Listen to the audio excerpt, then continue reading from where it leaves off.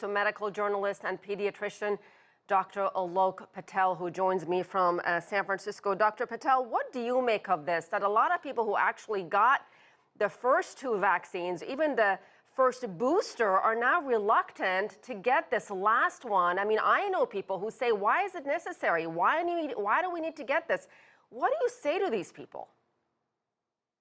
Well, Asieh, the first thing I say is nothing, and I ask, and I want to listen, and I want to hear, because what I've already found is that there's a combination of misinformation out there, people actually no longer trusting the vaccine process, people also not even understanding what the point of the bivalent vaccine is. Some people out there simply think, hey, the previous vaccines didn't work because we need a new one, but that's not actually what's happening here. This is a tailored vaccine for what the common variants are right now.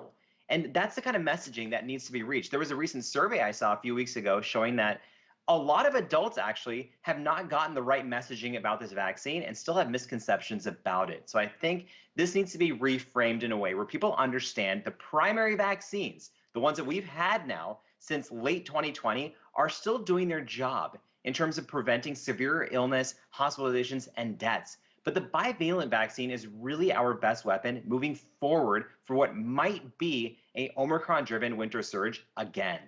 So that brings me to my next question. How worried are you about this new respiratory, I shouldn't say it's new, but it's this surging cases in RSV on top of flu, on top of COVID-19 this winter? And talk to me your concerns about this. Well, Asieh, I'm concerned about RSV alone, even if we're not talking about the other RNA viruses, influenza and COVID-19. You know, we see RSV every single cold and flu season in the United States. We see it fill up hospitals and ICUs, and this is on top of, as you mentioned earlier, an already fragile healthcare system, which has not recovered since the pandemic. Right now, about 75% or so of children's hospitals beds in this country are occupied. So even if you don't have a cold virus, your child has a seizure or falls or needs another reason, you might be waiting in the ER for a long amount of time. There may not be a hospital bed available for you. So we're at a tipping point already. If you add in influenza or COVID-19, this could just spell out a disaster for specific hospitals. So we're hoping that people do the right thing in terms of prevention and closely watching their children, and we have a much better path moving forward throughout this winter. And this RSV is really hitting babies and toddlers, some of the most vulnerable. So what are the symptoms? Is there a treatment? And what should parents be aware of? You know, the symptoms really start out as just like any other cold. And what's really deadly, what's really scary is it can be a very simple cold in an adult that can be devastating for young babies. Because in young children, they have very narrow airways and weaker respiratory muscles. It's harder for young kids to really clear up their congestion and their mucus. And if that mucus and congestion moves south to the lungs, all of a sudden kids can develop really bad symptoms, such as fast breathing, trouble breathing. That can then lead to difficulties eating and dehydration. So if parents out there see their children getting dehydrated, obviously, or turning blue,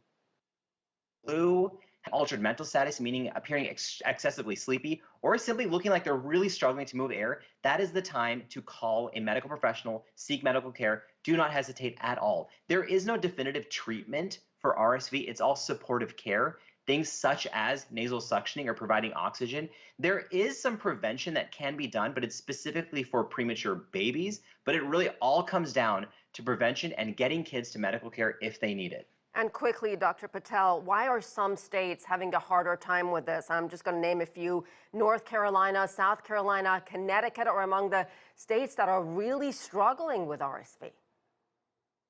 You know, it tends to just depend on where the virus is spreading in that time. Sometimes influenza, for example, will start in the south and then move north. That's one factor. And also different states have different resources. And on a population level, insurance and access is also a big issue. Some people mention big problems we need to address in our public health infrastructure moving forward.